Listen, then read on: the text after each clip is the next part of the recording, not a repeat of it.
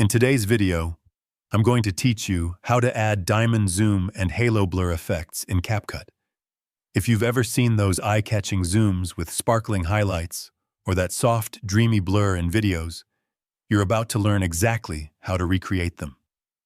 These effects can instantly elevate your edits and give your content a more polished, professional feel.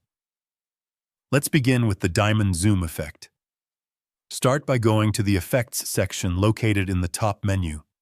This is where you'll find a wide range of visual enhancements you can apply to your clips. In the search bar, type in diamond zoom and wait for it to appear in the results. Once you see it, click and drag the effect directly onto your timeline, placing it over the clip you want to enhance.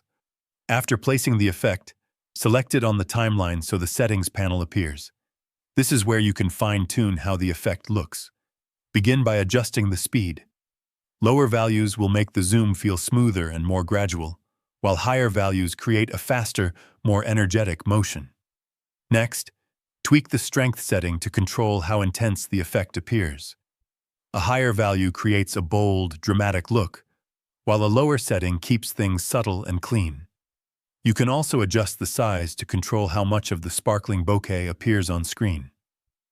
Increasing this value adds more visual detail, giving your video a more cinematic touch. The horizontal control allows you to blend between the original footage and the diamond effect, helping you create smooth transitions or gradual reveals. Now, let's move on to the halo blur effect.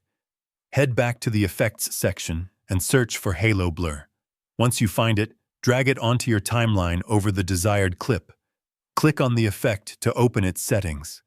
The main control here is intensity, which determines how strong the blur appears.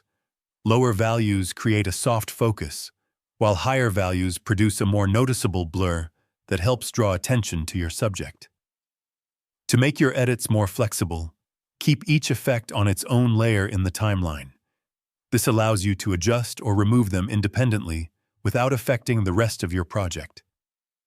If you want your effects to change over time, you can use keyframes to control when they appear or fade. For more precise control, you can also use masking. This lets you apply the blur only to specific areas of your video, such as the background, while keeping your subject sharp and clear. If you found this video helpful, let me know in the comments. Give it a like, subscribe to the channel, and don't forget to hit the notification bell.